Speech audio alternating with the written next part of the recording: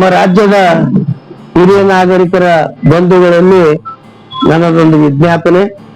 ನಾನು ಕರ್ನಾಟಕ ರಾಜ್ಯ ಹಿರಿಯ ನಾಗರಿಕರು ಹಾಗೂ ನಿವೃತ್ತ ನೌಕರ ಕ್ಷೇಮಾಭಿವೃದ್ಧಿ ಸಂಘ ಹುಬ್ಬಳ್ಳಿ ಹಾಗೂ ಬೆಂಗಳೂರು ಪರವಾಗಿ ನನ್ನೊಂದು ಮನವಿಯನ್ನ ಮಾಡ್ತಾ ಇದ್ದೇನೆ.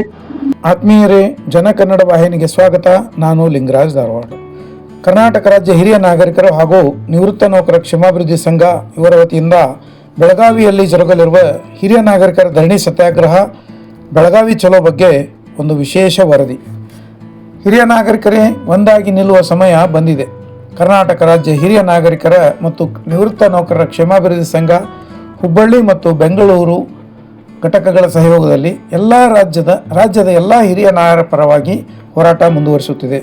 ಇದೇ ದಿನಾಂಕ 16 ಡಿಸೆಂಬರ್ 2025ರಂದು ಸಮಯ ಮುಂಜಾನೆ 10 ಗಂಟೆಗೆ ಬೆಳಗಾವಿಯಲ್ಲಿ ಜರುಗುವ ವಿಧಾನಸಭೆಯ ಚಳಿಗಾಲದ ಅಧಿವೇಶನದ ಎದುರು ಹಿರಿಯ ನಾಗರಿಕರ ಧರಣಿ ಸತ್ಯಾಗ್ರಹ ಬೆಳಗಾವಿ ಚಲೋ. ಭಾರತ ಸಂವಿಧಾನ ಮತ್ತು 2007ರ ಹಿರಿಯ ನಾಗರಿಕರ ಕಲ್ಯಾಣ ಕಾಯ್ದೆ ಸರ್ಕಾರಕ್ಕೆ ಹಿರಿಯರಿಗೆ ಮೂಲಭೂತ ಸೌಲಭ್ಯ, ಜೀವ ರಕ್ಷಣೆ, ಸಾಮಾಜಿಕ ಭದ್ರತೆ ಹಾಗೂ ವೃದ್ಧಾಪ್ಯ ವೇತನ ನೀಡುವ ಕರ್ತವ್ಯವಿದೆ. ಆದರೆ 16 ವರ್ಷಗಳಾದರೂ ಈ ಕಾನೂನು ಸರಿಯಾಗಿ ಜಾರಿಯಾಗಿಲ್ಲ. ಇಂದು ನಮ್ಮ ದೇಶದಲ್ಲಿ 20 ಕೋಟಿಗಿಂತ ಹೆಚ್ಚು ಹಿರಿಯ ನಾಗರಿಕರಿದ್ದಾರೆ. ಕರ್ನಾಟಕವೊಂದರಲ್ಲೇ ಸುಮಾರು 80 ಲಕ್ಷಕ್ಕಿಂತ ಹೆಚ್ಚು ಹಿರಿಯರಿದ್ದಾರೆ.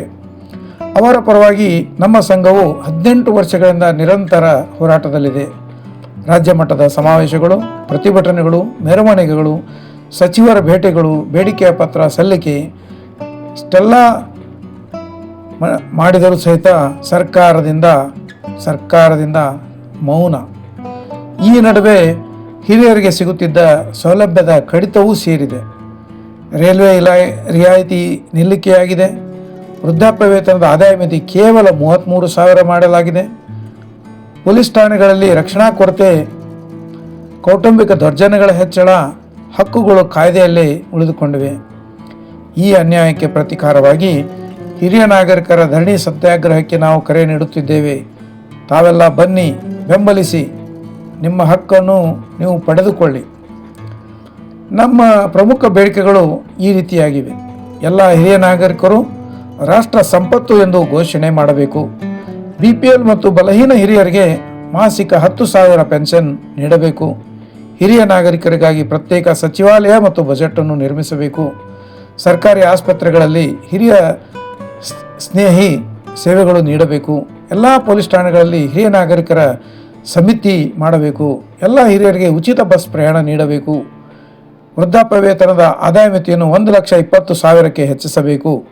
ನಿವೃತ್ತ ನೌಕರರಿಗೆ 7ನೇ ವೇತನ ಆಯೋಗದ ಬಾಕಿ ಬಿಡುಗಡೆ ಮಾಡಬೇಕು. ರೈಲ್ವೆ ರಿಯಾಯಿತಿ ಪುನರಾರಂಭ ಮಾಡಬೇಕು. ಪ್ರತಿ ಜಿಲ್ಲೆಗೆ ಹಿರಿಯ ನಾಗರಿಕರ ಭವನವನ್ನು ನಿರ್ಮಾಣ ಮಾಡಬೇಕು. ತಮ್ಮಲ್ಲಿ ಒಂದು ಪ್ರಶ್ನೆ ವಿಚಾರವಾಗಿ ಕೇಳುತ್ತಿದ್ದೇನೆ. ಒಂದೇ ಒಂದು ಬಾರಿ ಆಯ್ಕೆಯಾದ ಶಾಸಕರು, ಸಂಸದರಿಗೆ ಜೀವನ ಪೂರ್ತಿ ಪೆನ್ಷನ್ ನೀಡಲಾಗುತ್ತದೆ. 10 ವರ್ಷ ಕೆಲಸ ಮಾಡಿದ ಸರ್ಕಾರಿ ನೌಕರರಿಗೆ ನಿವೃತ್ತಿ ವೇತನ ನೀಡಲಾಗುತ್ತದೆ. ಆದರೆ 60 ವರ್ಷ ದೇಶಕ್ಕಾಗಿ ದುಡಿದ ನಮ್ಮ ಹಿರಿಯರಿಗೆ ಪೆನ್ಷನ್ ಕೊಡದಿರುವುದು ನ್ಯಾಯವೇ?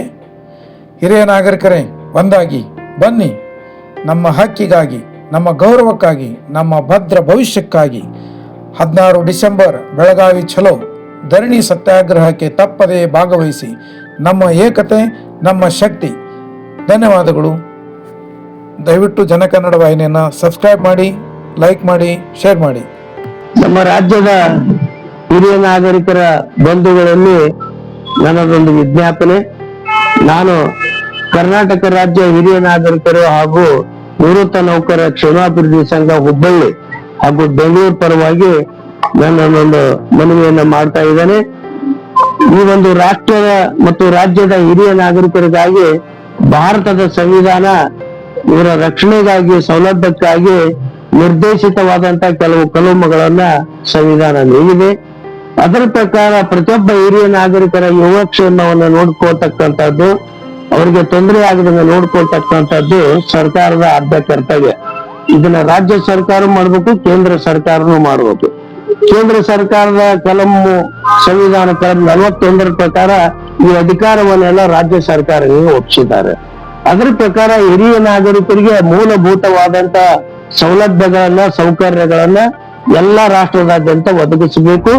ಇದನ್ನು ಒದಗಿಸ್ತಕ್ಕಂತ ಉದ್ದೇಶದಿಂದ ಒಂದು ಹಿರಿಯ ನಾಗರಿಕರ ಕ್ಷೇಮಾಭಿವೃದ್ಧಿ ಕಾನೂನು, ತಂದೆ ತಾಯಿ ಪಾಲಕರು ಮತ್ತು ಹಿರಿಯ ನಾಗರಿಕರ ಕ್ಷೇಮಾಭಿವೃದ್ಧಿ ಕಾನೂನನ್ನ ಭಾರತ ಸರ್ಕಾರ 2007 ಇಸ್ವಿಯಲ್ಲಿ ಜಾರಿ ಮಾಡಿದೆ. 2007 ಇಸ್ವಿಯಿಂದ ಈ ಕಾನೂನು ಬಂದು ಇವತ್ತ 16 ವರ್ಷ ಆಯ್ತು. ನಮ್ಮ ಸಂವಿಧಾನ ರಚನೆಯಾಗಿ 75 ವರ್ಷ ಮುಗಿದು 76ನೇ ವರ್ಷ ಆಯ್ತು. ಸಂವಿಧಾನದ ಪ್ರಕಾರ ಯಾವುದೇ ಕಾರ್ಯಗಳು ಆಗಿಲ್ಲ. ಹಿರಿಯ ನಾಗರಿಕರ ಕಾನೂನು ಪ್ರಕಾರ ಕೂಡ ಯಾವುದೇ ಒಂದು ಸಂಪೂರ್ಣ ಸೌಲಭ್ಯಗಳು ಹಿರಿಯ ನಾಗರಿಕರಿಗೆ ದೊರೆತಿಲ್ಲ. ಹೀಗಾಗಿ ನಮ್ಮ ರಾಜ್ಯದಲ್ಲಿ ಸಾಕಷ್ಟು ಹಿರಿಯ ನಾಗರಿಕರ ದೌರ್ಜನ್ಯಗಳು, ಪ್ರಕರಣಗಳು ನಡೀತಾ ಇದ್ದಾವೆ. ಬಹಳಷ್ಟು ಜನ ಬಹುತೇಕ ಹಿರಿಯ ನಾಗರಿಕರು ಪ್ರತಿ ದಿವಸ ಕಣ್ಣೀರು ಹಾಕ್ತಾ ಇದ್ದಾರೆ. ಅದಕ್ಕೆ ಇದನ್ನೆಲ್ಲಾನು ತಡೆಗಟ್ಟುವ ಸಲುವಾಗಿ ಏನೊಂದು ಕಾನೂನು ಮಾಡಿದ್ದಾರೆ. ಕಾನೂನದೊಳಗೆ ಬಹಳಷ್ಟು ಪವರ್ಫುಲ್ ಆಗಿ ನಿರ್ದೇಶನ ಕೊಟ್ಟಿದೆ. ಆದ್ರೆ ನಮ್ಮ ದುರ್ದೈವ ಈ ಕಾನೂನಿನೊಳಗಿರ್ತಕ್ಕಂಥ ಬಹಳಷ್ಟು ಅಂಶಗಳನ್ನ ನಮ್ಮ ಸರ್ಕಾರ ಇಲ್ಲಿ ತನಕ ಅನುಷ್ಠಾನಗೊಳಿಸಿಲ್ಲ. ಹೀಗಾಗಿ ಕಾನೂನಾತು, ಸೌಲಭ್ಯಗಳಾತು ತೋರಿಕೆಗೆ ಮಾತ್ರ ಇದಾವೆ. ಈ ಕಾರಣದಿಂದ ನಮ್ಮ ಹಿರಿಯ ನಾಗರಿಕರ ಕಾನೂನು ಪ್ರಕಾರ ಸೌಲಭ್ಯವನ್ನು ಕೊಡಬೇಕು, ಎಲ್ಲಾ ಒಂದು ಸೌಕರ್ಯಗಳನ್ನ ಒದಗಿಸ್ಬೇಕಂತ ನಮ್ಮ ಸಂಘ ಕಳೆದ 18 ವರ್ಷದಿಂದ ರಾಜ್ಯವ್ಯಾಪಿ, ರಾಷ್ಟ್ರವ್ಯಾಪಿ ಹಲವಾರು ಕಾರ್ಯಕ್ರಮಗಳನ್ನ, ಪ್ರತಿಭಟನೆಗಳನ್ನ, ಸಮಾವೇಶಗಳನ್ನ, ಆಮೇಲೆ ಪ್ರತಿಭಟನಾ ರ್ಯಾಲಿಯನ್ನ ಸಾಕಷ್ಟು ಮಾಡಿದ್ದೇವೆ. ಆದ್ರೂ ಕೂಡ ಸರ್ಕಾರ ಕಣ್ ತೆಗೆದು ನೋಡ್ತಾ ಇಲ್ಲ. ಇದಕ್ಕೆ ಕಾರಣ ಏನಪ್ಪಾ ಅಂತಂದ್ರ, ಸರ್ಕಾರ ಈ ಒಂದು ಹಿರಿಯ ನಾಗರಿಕರ ಇಲಾಖೆಯನ್ನ 3 ಇಲಾಖೆಯ ಜೊತೆಗೆ ಸೇರಿಸ್ಬಿಟ್ಟು ಇದಕ್ಕೆ ಒಬ್ಬರು ಸಚಿವರನ್ನ ಕೊಟ್ಟಿದ್ದಾರೆ. ಹೀಗಾಗಿ ಆ ಸಚಿವರು ಈ ಕಡೆ ನೋಡೋದಿಲ್ಲ. ಮೇಲಿನ 2 ಇದಕ್ಕೆ ಮಹಿಳಾ ಮತ್ತು ಮಕ್ಕಳ ಕಲ್ಯಾಣ ಇಲಾಖೆ, ಆಮೇಲೆ ಹ್ಯಾಂಡಿಕ್ಯಾಪ್ಟ್ ಅಂಗವಿಕಲರ ಇಲಾಖೆ, 3ನೇದು ಅಂತಂದ್ರೆ ಹಿರಿಯ ನಾಗರಿಕರ ಸಬಲೀಕರಣ. ಈ ಮೇಲಿಂದ 2 ನೋಡ್ತಾರ, ಸಚಿವರು ಕೆಳಗಿನ ನೋಡೋದಿಲ್ಲ. ಹೀಗಾಗಿ ಸರ್ಕಾರದೊಳಗ ಯಾವುದೇ ಒಂದು ಹಿರಿಯ ನಾಗರಿಕರ ಬಗ್ಗೆ ಕಳಕಳಿ ಇಲ್ಲ, ಅನುಕಂಪನೆ ಇಲ್ಲ, ಕಾರ್ಯಗತನೂ ಮಾಡೋದಿಲ್ಲ. ಇದು ಬರೇ ಸರ್ಕಾರ ಅಂದ್ರೆ ನಾವು ನಮ್ಮನ್ನ ಆಳ್ತಕ್ಕಂಥ ಸಚಿವರಿಗೆ ಮಾತ್ರ, ಶಾಸಕರಿಗೆ ಹೇಳೋದಿಲ್ಲ. ಬಹುತೇಕ ಶಾಸಕರಿಗೆ ಇದ್ರ ಬಗ್ಗೆ ಕಳಕಳಿನೇ ಇಲ್ಲ. ಎಲ್ಲಾ ಕ್ಷೇತ್ರದಲ್ಲಿ ನೋಡಿ ಹಿರಿಯ ನಾಗರಿಕರಿಗೆ ಒಂದೂ ಮಾತಾಡೋದಿಲ್ಲ ಶಾಸಕರು. ಇವ್ರ ಸಮಸ್ಯೆ ಇದೆ ಮಾಡ್ಬೇಕು ಅಂತ ಹೇಳ್ಕೊಂಡು ನಾವೆಲ್ಲರಿಗೂ ಬಹಳಷ್ಟು ಮನವಿ ಮಾಡಿದ್ದೀವಿ, ಆದ್ರೂ ಮಾಡ್ತಾ ಇಲ್ಲ. ಕೊನೆಯದಾಗಿ ನಾವು ಈ ಸಾರಿ ನಮ್ಮ ರಾಜ್ಯ ಸಂಘದ ಪರವಾಗಿ ಬೆಳಗಾವಿಯೊಳಗೆ ಸುವರ್ಣಸೌಧದಲ್ಲಿ ನಡೀತಕ್ಕಂಥ ಅಧಿವೇಶನದಲ್ಲಿ 16ನೇ ತಾರೀಕು ರಾಜ್ಯದ ಹಿರಿಯ ನಾಗರಿಕರ ಒಂದು ಧರಣಿ ಸತ್ಯಾಗ್ರಹ ಪ್ರತಿಭಟನೆ ಕಾರ್ಯಕ್ರಮವನ್ನ ನಾವು ಈಗಾಗಲೇ ಮಾಡಕ ಕೊಟ್ಟಿದ್ದೀವಿ. ಪೊಲೀಸ್ ಇಲಾಖೆಯವರು ಕೂಡ ನಮ್ಗೆ ಅನುಮತಿಯನ್ನ ಕೊಟ್ಟಿದ್ದಾರೆ. ಇದರಲ್ಲಿ ಬಹಳ ಮಹತ್ವವಾದಂತ ಕೆಲವು ಬೇಡಿಕೆಗಳನ್ನ ಇಟ್ಟಿದ್ದೀವಿ. ಆ ಮೊದಲೇ ಬೇಡಿಕೆ ಅಂದ್ರ ಎಲ್ಲ ಹಿರಿಯ ನಾಗರಿಕರು ರಾಷ್ಟ್ರದ ಸಂಪತ್ತು ಅಂತ ಡಿಕ್ಲೇರ್ ಮಾಡ್ಬೇಕು. ಅದು ಕೇಂದ್ರ ಸರ್ಕಾರ ಮಾಡ್ಬೇಕು. ಅದಕ್ಕೆ ರಾಜ್ಯ ಸರ್ಕಾರದವರು ಅದಕ್ಕೆ ರೆಕಮೆಂಡ್ ಮಾಡಿ ಮನ್ನಣೆ ಮಾಡಿ ಕೇಂದ್ರಕ್ಕೆ ಕಳಿಸ್ಬೇಕು. 2ನೇದಾಗಿ ಆರ್ಥಿಕವಾಗಿ ಹಿಂದುಳಿದಂತ BPL ಕಾರ್ಡ್ ಇದ್ದಂತ ಎಲ್ಲ ಹಿರಿಯ ನಾಗರಿಕರಿಗೆ ಮಾಸಿಕ 10,000 ರೂಪಾಯಿ ಪೆನ್ಷನ್ ಕೊಡ್ಬೇಕು. 3ನೇದು ಏನಪ್ಪಾ ಅಂತಂದ್ರ ಹಿರಿಯ ನಾಗರಿಕರ ಕಾನೂನು ಸೌಲಭ್ಯ ಇದ್ರೆ ಯಾಕೆ ಇಂಪ್ಲಿಮೆಂಟ್ ಮಾಡೋದಿಲ್ಲ ಅಂದ್ರೆ ಇದಕ್ಕೆ ಇಂಡಿಪೆಂಡೆಂಟ್ ಆಗಿ ಪವರ್ಸ್ ಇಲ್ಲ, ಕೊಟ್ಟಿಲ್ಲ. ಇದಕ್ಕ ಪ್ರತ್ಯೇಕವಾದಂತ ಇಲಾಖೆ ಸಚಿವರು ಬೇಕು ಮತ್ತು ಪ್ರತ್ಯೇಕವಾದಂತ ಇದಕ್ಕೆ ಕಾರ್ಯಾಲಯ ಬೇಕು, ಪ್ರತ್ಯೇಕವಾದಂತ ಬಜೆಟ್ ಬೇಕು. ಅದು ಸರ್ಕಾರ ಇಲ್ಲಿವರೆಗೆ ಮಾಡಿಲ್ಲ, ಅದನ್ನ ಮಾಡ್ಬೇಕಂತ ತಿಳ್ಕೊಂಡು ನಾವ್ ಇದನ್ನ ಹೇಳ್ತಾ ಇದ್ದೀವಿ. ಪ್ರತ್ಯೇಕವಾದಂತ ಇಲಾಖೆ ಸಚಿವರು ಯಾಕೆ ಬೇಕಂತಂದ್ರ ರಾಷ್ಟ್ರದಲ್ಲಿ 20 ಕೋಟಿ ಹಿರಿಯ ನಾಗರಿಕರಿದ್ದಾರೆ. ನಮ್ಮ ರಾಜ್ಯದಲ್ಲಿ 80 ಲಕ್ಷ ಹಿರಿಯ ನಾಗರಿಕರಿದ್ದಾರೆ. ಸ್ವಲ್ಪ ಗ್ರಾಜ್ಯುಯೇಟ್ಸಿಗೆ ಒಂದು, ಶಿಕ್ಷಕರಿಗೊಂದು ಮತಕ್ಷೇತ್ರ ಮಾಡಿ ಲಕ್ಷಗಟ್ಟಲೆ ಇದ್ದಂತವ್ರಿಗೆ ಬರೀ 10-20 ಲಕ್ಷದವ್ರಿಗೆ ಒಂದು ಮತಕ್ಷೇತ್ರ ಬರೋ ಸಚಿವರನ್ನ ಶಾಸಕರು ಕೊಡ್ತೀರಿ. 80 ಲಕ್ಷ ಇದ್ದಂತ ಹಿರಿಯ ನಾಗರಿಕರ ಬಗ್ಗೆ ಶಾಸಕರನ್ನ ಯಾರು ಹೋರಾಟ ಮಾಡಬೇಕು? ಇದನ್ನ ಎಷ್ಟೇ ಶಾಸಕರು ಹೇಳಿದ್ರು ಕೂಡ ಯಾರು ಕೇಳ್ತಾ ಇಲ್ಲ. ಅದಕ್ಕೆ ಕೊನೆಯದಾಗಿ ನಾವು ವಿಧಾನಸೌಧ ಮುಂದೆ ಧರಣಿ ಸತ್ಯಾಗ್ರಹವನ್ನ ಮಾಡಿ ಒಂದು ಗಮನ ಸೆಳೆತಕ್ಕಂತ ಕಾರ್ಯಕ್ರಮವನ್ನ ಮಾಡ್ತಾ ಇದ್ದೀವಿ.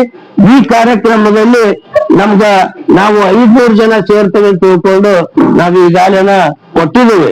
ಆದ್ರೂ ನಮ್ಮ ಒಂದು ಇದ್ರ ಪ್ರಕಾರ ನಮ್ಮ ರಾಜ್ಯದ ತುಂಬಾ ನಮ್ಮ ಶಾಖೆಗಳಿದಾವೆ, ಪ್ರತಿ ಜಿಲ್ಲೆಯಲ್ಲಿ ಸಂಘಗಳಿದಾವೆ.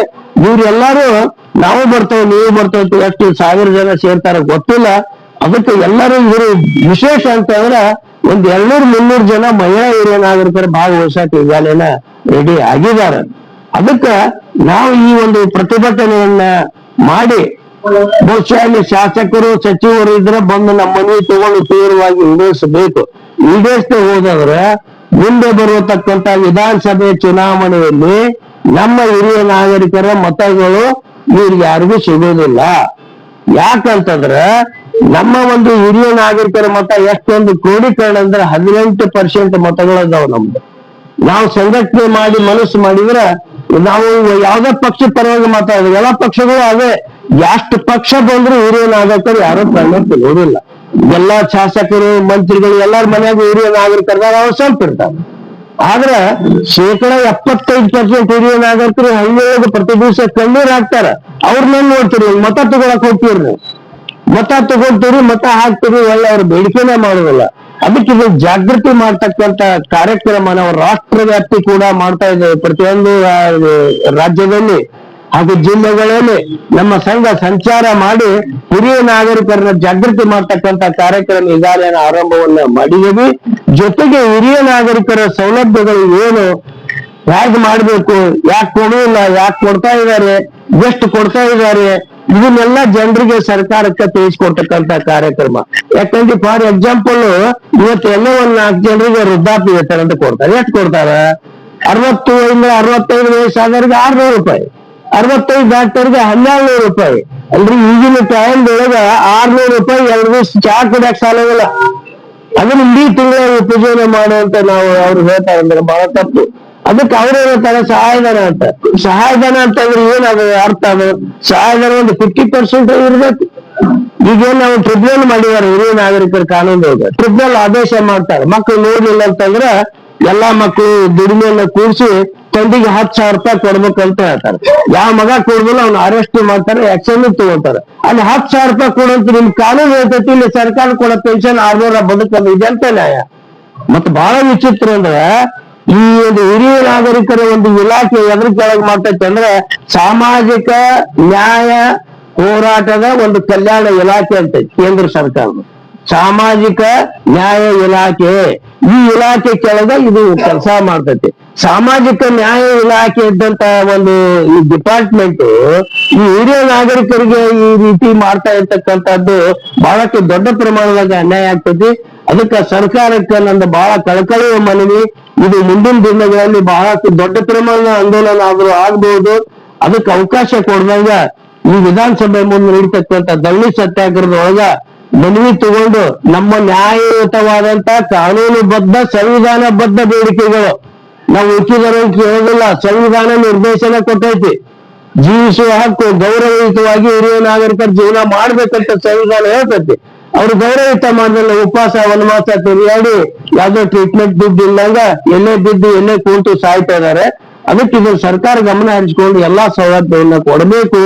ಮತ್ತಿನ್ನು ಕೊನೆಯದಾಗಿ ನಾನು ಹೇಳಂತಂದ್ರೆ ನಮ್ಮ ಸತ್ಯಾಗ್ರಹದೊಳಗ ನಾವು ಯಾರಿಗೂ ಹೇಳಲ್ಲ, ಎಲ್ಲ ಹಿರಿಯ ನಾಗರಿಕರು ತಿಳ್ಕೊಳ್ರಿ, ಎಲ್ಲಾರು ನಮ್ಮ ಕರೆಗೆ ಬರ್ರಿ, ಸ್ಪಂದನ ಮಾಡ್ರಿ, ಸಂಘಟನೆ ಮಾಡ್ರಿ. ಮುಂದಿನ ದಿನಗಳಲ್ಲಿ ನಮ್ಮ ಹಿರಿಯ ನಾಗರಿಕರ ಎಲ್ಲಾ ಸೌಲಭ್ಯಗಳನ್ನ ನಾವು ಪಡ್ಕೊಳಕ ನಮ್ಗ ಹಕ್ಕುಗಳಿದಾವೆ. ನಿಮ್ಮ ಹಕ್ಕನ್ನ ನೀವು ತಿಳ್ಕೊರಿ ಅಂತ ತಿಳ್ಕೊಂಡು ನಮ್ಮ ಜೊತೆಗೆ ಹೋರಾಟಕ್ಕೆ ಬನ್ನಿ ಅಂತ ಎಲ್ಲ ಜನತೆಯಲ್ಲಿ ನಾನು ಕಳಕಳಿ ವಿನಂತಿಯನ್ನ ಮಾಡ್ಕೊಂಡೆ. ಎಲ್ಲರಿಗೂ ಧನ್ಯವಾದ.